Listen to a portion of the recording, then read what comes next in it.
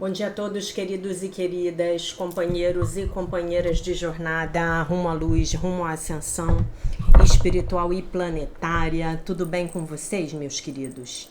Então, hoje é sexta-feira da Paixão, dia 7 de abril de 2023, e nós vamos juntos aqui dar continuidade à nossa jornada de cura da criança interior, através dos ensinamentos de um curso em milagres, ok?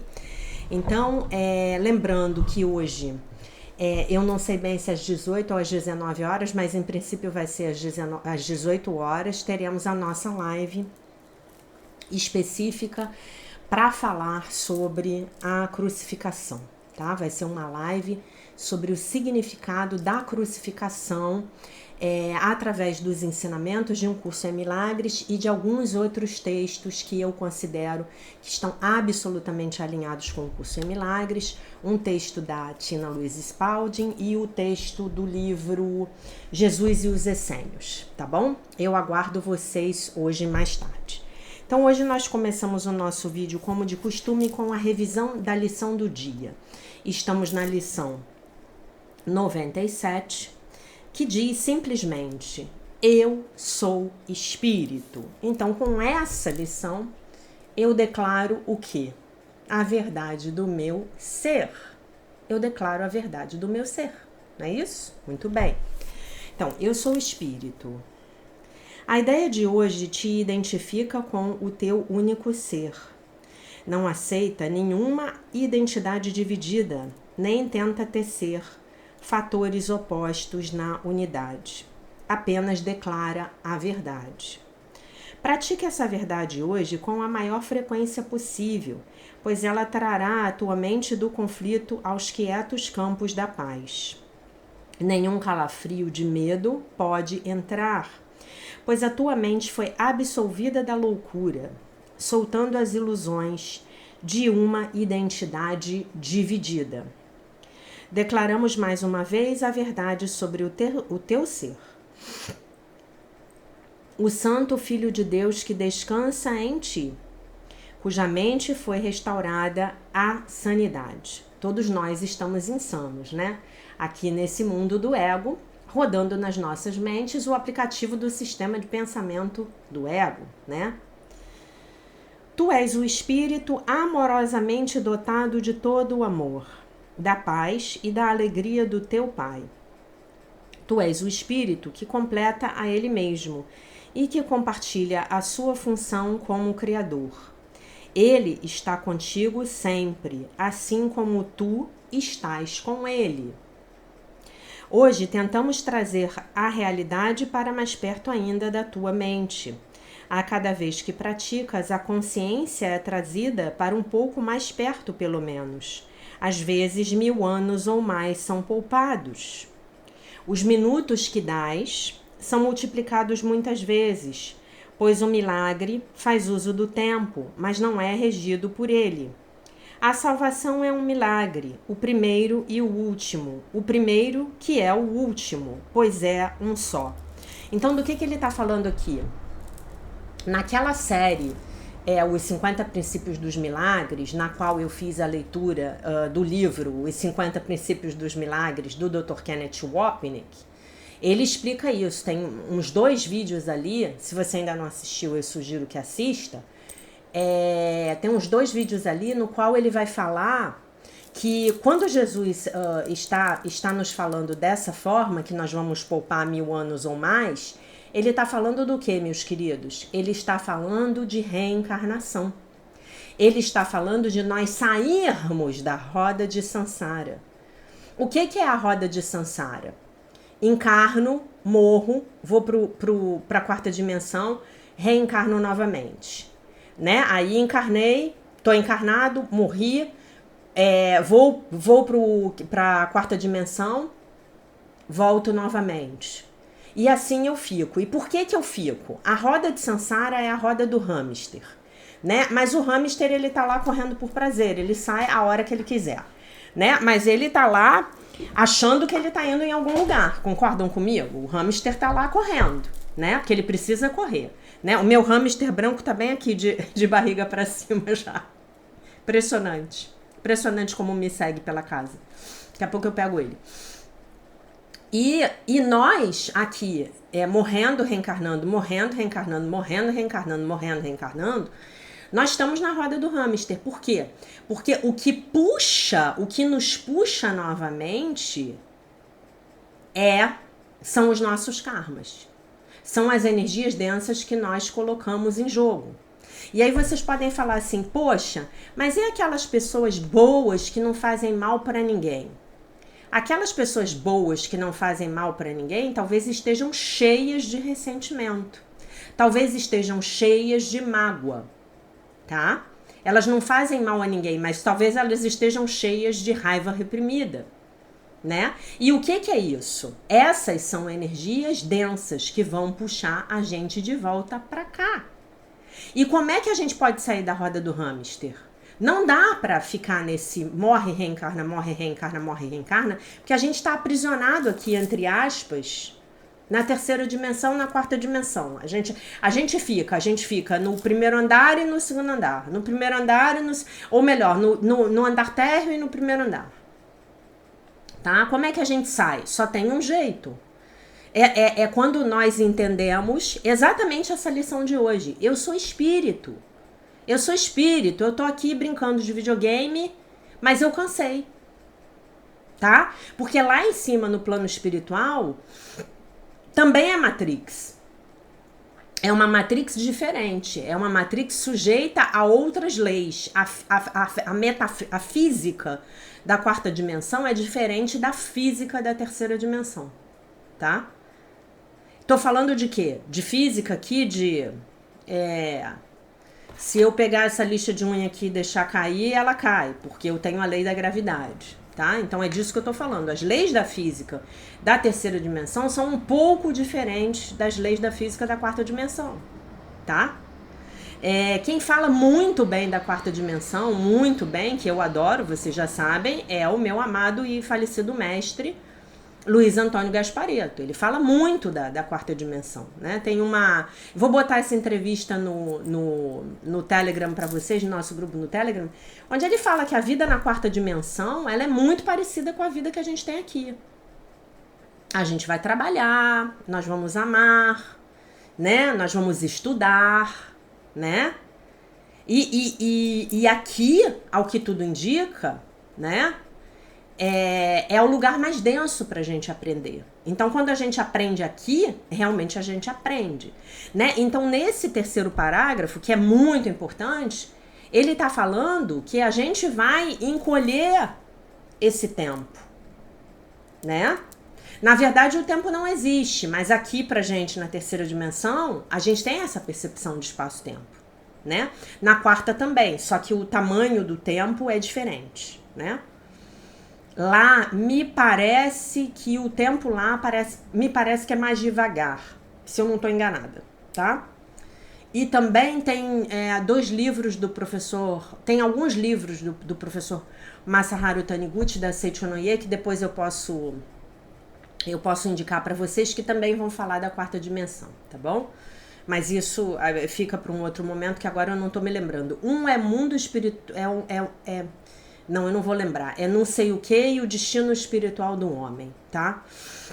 Muito bem. Qualquer livro da Seichonoye eu recomendo de olhos fechados que vocês comprem, tá? E especialmente os originais do mestre Masaharu Taniguchi. Muito bem. Aí ele continua. Tu és o espírito em cuja mente habita o milagre no qual todo o tempo para.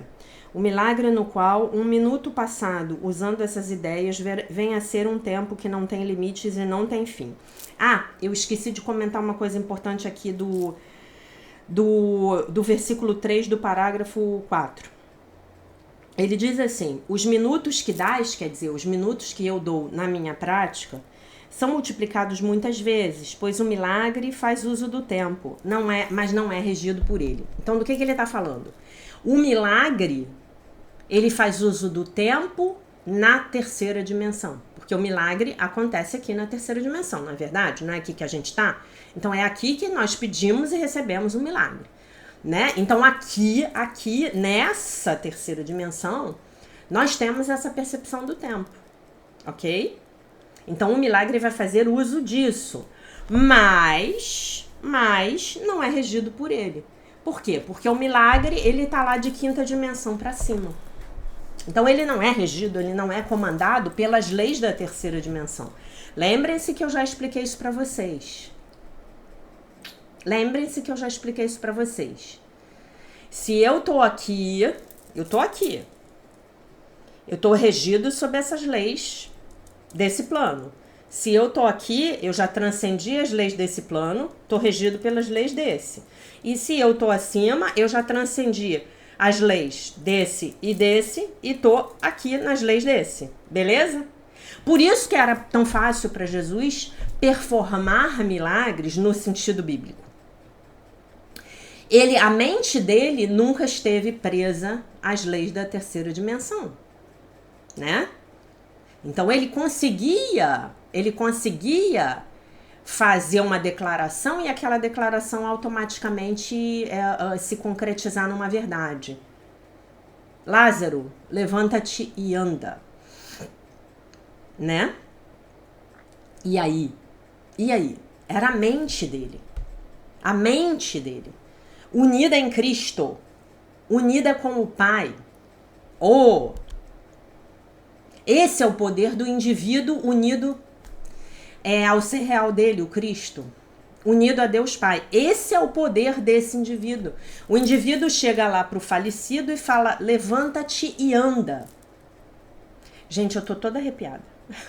Nossa Senhora. Levanta-te e anda.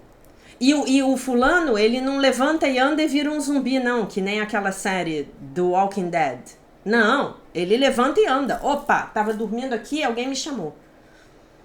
Né? Então, esse é o poder da mente crística. Da mente que está consciente dessa frase aqui. Eu sou espírito. Você é espírito. Seu vizinho é espírito. A sua ex-mulher é espírito e o seu ex-marido é espírito, porque não há exceções. Se eu começo a criar exceções, eu tô onde, queridos? No ego. Não é isso? Então não há exceções. Então esse é o poder da mente conectada com Cristo, da mente crística, tá? E aí o que nos acontece? O que nós vemos? O que nós percebemos? Que era sobre isso que ele falava quando ele dizia assim: vocês podem fazer o que eu estou fazendo e muito mais. Porque qual era a diferença? Era mais ou menos como se ele estivesse dizendo assim, vamos dizer que ele tivesse um diploma de medicina, tá? Jesus era médico.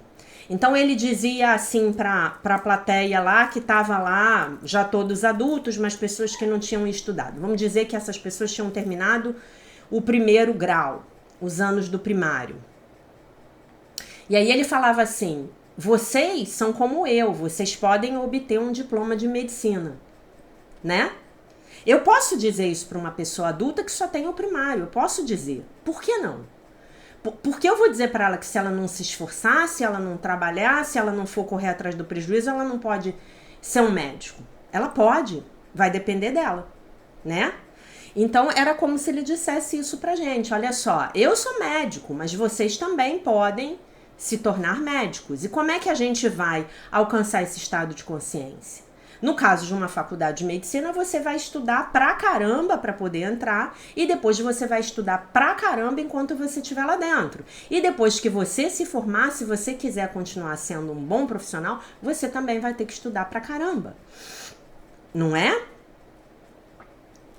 Todo mundo sabe disso aqui, né? Os bons médicos são aqueles que não param de estudar. Eu tive na minha super homeopata agora tem uns 2 meses, ela falou pra mim que tá fazendo pós-graduação em geriatria. Por quê? Porque ela está envelhecendo, né? Então, ela, observando as próprias condições, ela decidiu que ela queria aprender mais sobre o processo de envelhecimento. Que, na verdade, é um processo do ego. O envelhecimento, ele é parte do sistema de pensamento do ego. Porque é a nossa conexão com o tempo. Como o tempo não existe, quando nós nos desconectamos dessa percepção, nós ficamos eternamente jovens. como os mestres yogi já demonstraram várias vezes, tá? Uau! Então é isso. Então, tu és o espírito em cuja mente habita o milagre no qual todo o tempo para. O milagre no qual um minuto passado, usando essas ideias, vem a ser um tempo que não tem limites e não tem fim. Dá então esses minutos com boa vontade e conta com aquele que prometeu depositar a intemporalidade ao lado deles. Ele oferecerá toda a sua força para cada pequeno esforço que fizeres. Dá-lhe os minutos de que ele precisa hoje, para ajudar-te a compreender com ele que tu és o Espírito que habita nele. E, através da sua voz, chama todas as coisas viventes, oferece a sua vista a todos aqueles que pedem e substitui o erro pela simples verdade. Qual é a simples verdade? Eu sou Espírito. Você é Espírito. O Espírito Santo ficará contente em tomar 5 minutos de cada hora das tuas mãos e carregá-los através desse mundo sofredor, onde a dor e a miséria parecem dominar. Ele não deixará de ver nenhuma mente aberta que queira aceitar as dádivas da cura que esses minutos trazem, e ele as depositará em todos os lugares onde sabe que serão bem-vindas. E elas aumentarão em seu poder de cura a cada vez que alguém as aceita como os seus próprios pensamentos e as usa para curar. Assim, cada dádiva oferecida a ele será multiplicada 1000 vezes e 10.000 vezes mais. E quando te for devolvida, ultrapassará em força a pequena dádiva que tu deste, tanto quanto a radiância do sol ultrapassa o diminuto lampejo que o vagalume fez por um momento incerto e depois se apaga. Então ele está dizendo assim: quando nós entregamos a nossa dádiva a Deus, qual é a nossa dádiva? É o nosso pedido pelo milagre, é a nossa disponibilidade de aprender, é a nossa prática diária. Então a gente dá a piscadinha lá do bumbum do vagalume e Deus nos entrega o sol refulgente, tá? A pequena dádiva que nós demos é o lampejo do vagalume, né? E aí Deus nos devolve um sol brilhante. O constante brilho dessa luz permanece e te conduz para fora da escuridão, e não serás capaz de esquecer o caminho outra vez. Comece esses alegres exercícios com as palavras que o Espírito Santo te diz e deixa-as ecoar pelo mundo afora através dele. Eu sou o Espírito, um Filho Santo de Deus, livre de todos os limites, seguro, curado e íntegro, livre para perdoar e livre para salvar o mundo. Eu sou o Espírito, um Filho Santo de Deus, livre de todos os limites, seguro, curado e íntegro, livre para perdoar e livre para salvar o mundo. Expressa através de ti, o Espírito Santo aceitará essa dádiva que recebeste dele, aumentará o seu poder e a devolverá a ti, né? Multiplicada, alguns milhares de vezes mais. Hoje, oferece alegremente cada período de prática a ele, e ele falará contigo, lembrando-te de que tu és Espírito, um com ele e com Deus, com teus irmãos e com o teu ser.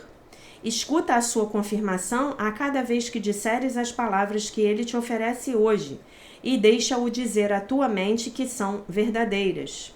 Usa-as contra a tentação, né? Então, quando a gente estiver lá mal, chateado, aborrecido, né? Quando a gente estiver pensando mal do outro, né? Quando nós estivermos querendo assassinar o outro com os nossos pensamentos de ataque, nós podemos nos lembrar: eu sou espírito, o outro é espírito. O outro está apenas desempenhando um personagem na minha vida para que eu possa aprender uma lição que eu preciso aprender. Então eu peço ao Divino Espírito Santo pelo propósito daquela situação, pela lição, que me mostre qual é a lição que eu tenho que aprender com aquilo, e eu passo a ficar em paz com o outro, porque o outro vira o meu salvador, né? O outro passa a ser o meu professor que me ensina algo que eu ainda não sabia. Na verdade, que eu já sabia, mas que eu tinha me esquecido. Então ele me ajuda a eu me lembrar.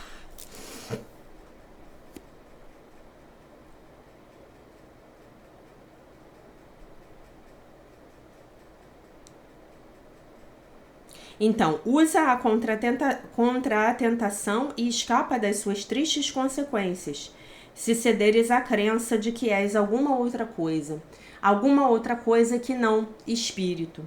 Hoje o Espírito Santo te dá paz. Recebe as suas palavras e oferece-as a ele, né? Então nós vamos receber as palavras do Espírito Santo e oferecer as palavras do Espírito Santo ao nosso Deus Pai, tá bom? E é isto. E então agora nós passamos para a leitura do livro, do texto do dia 97, do livro A Year of Miracles, Daily Devotions and Reflections, da Marianne Williamson, tá? E um ano de milagres, né? Devoções e reflexões diárias. No dia 97, ela diz assim: eu escolho ver a inocência e não a culpa no dia de hoje. Os olhos do corpo podem encontrar a culpa em qualquer lugar. Apenas o coração pode sempre ver a inocência, porque é o coração que vê o espírito. É o coração que vê o pedido de amor, né? Não é isso que Jesus nos fala no curso? Que tudo nas nossas vidas, todas as situações que nós iremos enfrentar, elas se resumem a duas possibilidades. Ou elas são uma expressão de amor, ou elas são um pedido de amor, um pedido por amor, não é isso? Então, quando você vira aquela pessoa lá enlouquecida, você pode pensar, nossa, essa pessoa está realmente pedindo por amor. Ela está pedindo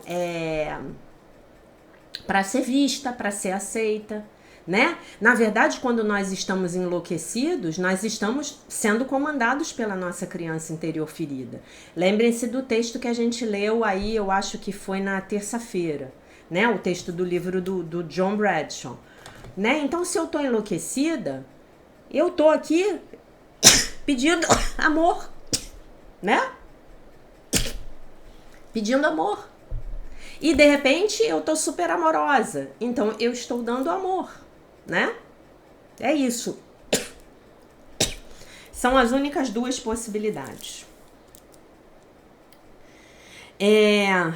Aquela a qual eu escolho focar nos outros, eu fortaleço dentro de mim mesmo. Então, se eu escolho ver a culpa no outro, e isso é uma escolha, agora vocês já sabem disso, no dia 97 vocês já sabem disso, eu estou fortalecendo em mim a crença ilusória de que eu sou culpada, culpado.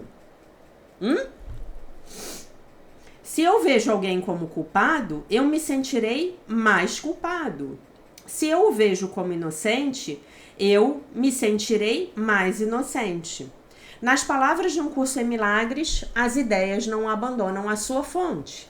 Comentamos sobre esse axioma de Um Curso em Milagres durante o ano passado inteiro, nas lições de 2022, com os textos do Dr. Kenneth Wapnick, né? Então, as ideias não abandonam a sua fonte, tá? A cada vez que eu vejo qualquer pessoa, dependendo em como eu escolher pensar sobre ela, então eu estou decidindo o que eu verei em mim mesmo. Então é muito fácil praticar isso. E chega uma hora que se torna um hábito, tá? Para mim já é um hábito há muito tempo. Há muito tempo. Desde que eu comecei a estudar com a minha professora lá em 2005, isso se transformou num hábito. Sempre que alguém me traz alguma coisa, eu falo assim: o que em mim é igual a essa pessoa? O que essa pessoa tá me mostrando que eu não quero ver em mim? Né? Então uma pessoa vem e me agride, por exemplo, eu falo assim, mas peraí, que culpa é essa que eu não tô querendo enxergar em mim? Ou que agressividade é essa que eu estou negando que existe dentro de mim mesma? Né? né? Que parte minha está criando essa situação, né? E funciona muito bem, traz muita clareza, mas muita clareza. E uma coisa que eu observo que é muito legal, deixa eu acabar de ler aqui e depois eu conto para vocês. Que o meu medo possa ser anulado à medida em que eu tomo consciência de que o amor está dentro de todos nós, reside dentro de todos nós. Que o meu ego possa ser aquietado por um coro de anjos. Então vamos convocar um coro de anjos agora. Ó anjos, desçam sobre nós no dia de hoje, anjos maravilhosos, né? E aquietem os nossos egos. Por favor, queridos anjos, vou pedir aqui, vamos pedir juntos ao nosso anjo da guarda que desça sobre nós e aquiete o nosso ego, os nossos egos hoje. E então, eu alcanço o meu poder de performar milagres, fazer milagres e a minha própria paz interior. Apenas ao ver a beleza nos outros, eu poderei ver a beleza dentro de mim mesma, né? Então, o que eu ia falar para vocês aqui que eu acabei me esquecendo, mas daqui a pouco eu me lembro, né? Que eu ia contar uma coisa para vocês, uma experiência pessoal, mas daqui a pouco eu me lembro, tá? Então, hoje nós vamos trabalhar a prática de ver a inocência dos outros para que possamos ver a nossa inocência, a nossa própria inocência. E com relação à prática da lição para nossa criança interior, que eu esqueci de mencionar, então você vai olhar para sua criança e vai dizer para ela: você é espírito, tá? Você é espírito, eterno, imutável, invulnerável. Você vai dizer para ela essa frase: você é espírito, uma filha santa de Deus, livre de todos os limites, segura, curada e íntegra. Livre para perdoar e livre para salvar o mundo. Por quê? Porque eu salvo o mundo através do meu perdão. Você diga para ela também, óbvio, o nosso mantra diário, que você já diz para você mesmo todos os dias, a essas alturas do campeonato. Você, querida criança interior, é a filha de Deus, perfeita, inteira, maravilhosa, completa e isenta de pecado, né? E eu não me lembro absolutamente o que eu ia contar para vocês aqui quando eu li o A Year of Miracles, né? As ideias não abandonam a sua fonte. Não me lembro. Acho que perdi, tá? Vamos ver se eu consigo me lembrar até o final. Então, meus queridos, eu hoje vou ter que fazer um vídeo mais curto, que eu perdi a hora, o meu relógio não despertou e eu tô atrasada para sair. Então, eu vou ler um texto bem pequenininho do Volta ao Lar, do John Bradshaw, página 120. Lembrando que o Volta ao Lar está no canal, no Telegram, o PDF dele completo. Marco Túlio, muito obrigada por ter mandado o PDF para mim, do Jesus e os Essênios. Eu ainda não olhei, tá? Agora eu vou te dizer uma coisa, meu amor, meu querido aluno. Se estiver mal traduzido, eu prefiro não colocar e prefiro que você não leia, tá? Porque uma tradução equivocada pode destruir o sentido de alguma coisa que é metafisicamente muito importante e nos confundir a todos, tá bom? Mas o livro Jesus e os Essênios, ele está disponível para compra em português no site da Amazon, tá? O e-book dele acho que é R$24. Custa R$24, tá? Então a gente não é nada que a gente não possa comprar. Então, é um textinho bem pequenininho, mas fala sobre a ferida do abandono emocional. Então, abandono emocional. Todo filho de um sistema familiar disfuncional sentirá privação e abandono emocionais. Somos todos nós, tá? Raramente você vai passar por uma pessoa que não tenha sido criada num sistema familiar disfuncional. Por quê? Essa pergunta você mesmo responde. Por quê? Você já sabe. Você já sabe, porque é todo mundo disfuncional. No final a gente responde. Todo filho de um sistema... A resposta natural ao abandono emocional é uma vergonha tóxica profundamente enraizada. A gente falou da vergonha tóxica essa semana. Geradora de raiva primitiva e de uma profunda sensação de mágoa. Não é possível lamentar esse prejuízo na infância. Você não tinha um aliado para validar a sua dor, ninguém para abraçá-lo quando chorava até não ter mais lágrimas, ou quando se enfurecia contra a injustiça de tudo aquilo. Para sobreviver, as defesas primárias do seu ego entraram em ação. E aí ele está falando do ego freudiano, tá? Não é do ego de Um Curso em Milagres. E sua energia emocional foi congelada e não resolvida. Suas carências clamam para serem atendidas desde essa época. Se você for até o bar mais próximo, vai ouvir a voz chorosa de um bebê adulto exclamando: tenho sede, estou carente, preciso ser amado. Quero ser importante e estabelecer contato. Ok? Então, e aí tem o texto informação. O primeiro passo na recuperação da sua criança interior ferida é um processo chamado coleta de informação. Já pedi para vocês fazerem.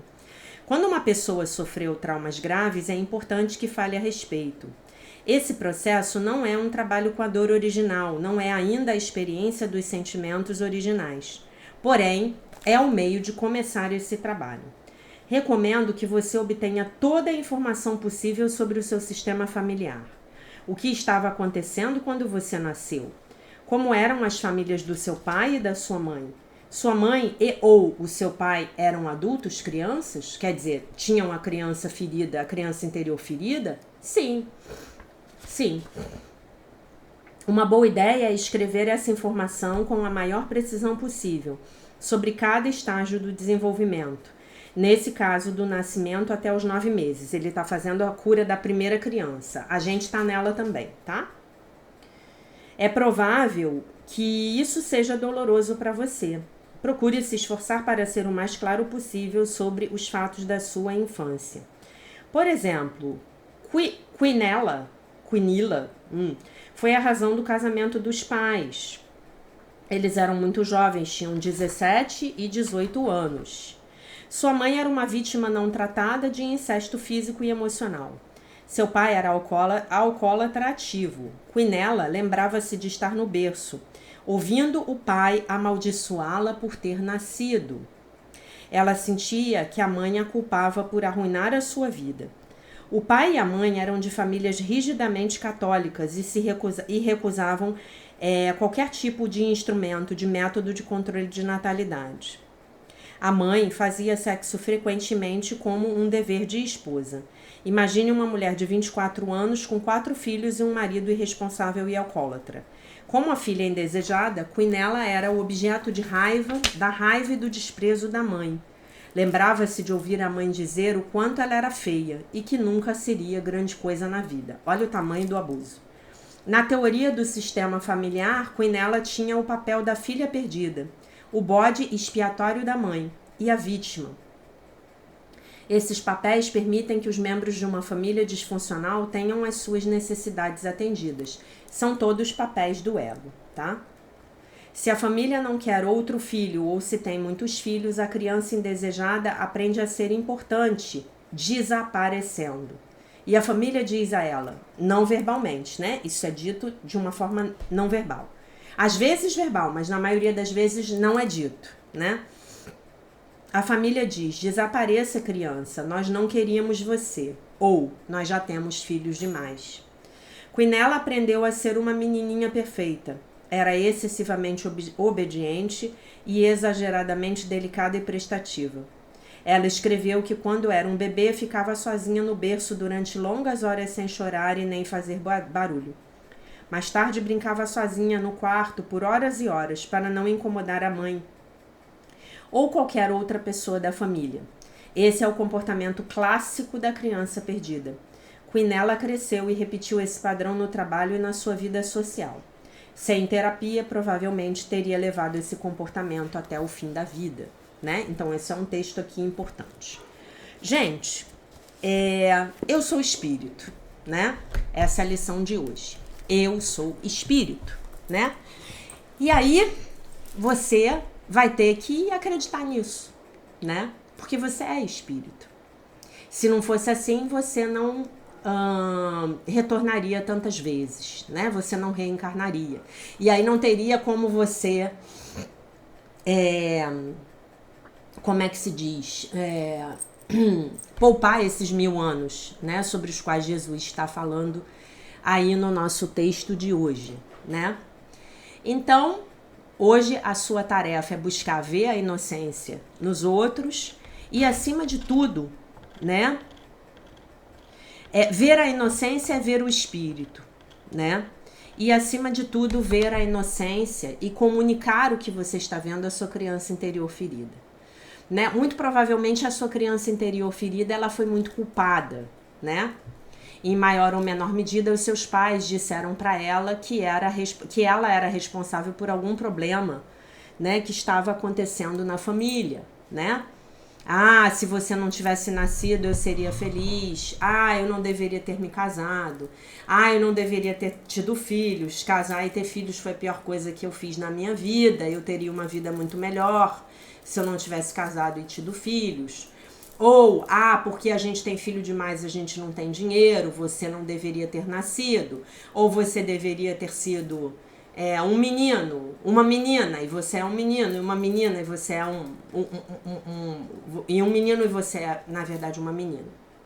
Então, a sua criança, ela recebeu muita carga de culpa, muita carga de ressentimento não resolvido, muita carga de mágoas, de raiva dos seus pais. E eles não estavam conscientes desses sentimentos. Eles estavam tentando lidar com esses sentimentos da forma como eles conseguiam, né? Então, talvez você tenha tido um pai que tratava a família como se a família fosse um fardo, né? E aí você não tinha defesa contra essa percepção, né? Mas hoje um bom terapeuta vai contar para você que o seu pai estava naquela situação por escolha própria, né? Então, se eu estou numa situação que eu escolhi, o que eu preciso fazer? Assumir a responsabilidade pelas minhas escolhas, ficar em paz com elas ou, eventualmente, escolher novamente. E nós que estamos aqui no estudo do curso, podemos fazer isso. Com a graça de Deus, estamos escolhendo novamente todos os dias. Então, você recebeu essa carga de culpa, né? Essa tríade ímpia chegou para você e foi impressa na sua psique. O pecado, a culpa e o medo. De repente, o seu primeiro pecado foi já ter nascido. O seu segundo pecado foi ter nascido do sexo errado, né? E aí, você vai ter que hoje é você, essa tarefa é sua, você vai ter que ser o psicoterapeuta da sua criança interior ferida. Você vai ter que dizer para ela o quanto ela é maravilhosa, o quanto ela é amada, o quanto ela é querida, desejada, aprovada, aceita. Por quê? Por você. Hoje você é o pai e a mãe dela, sem dúvida nenhuma.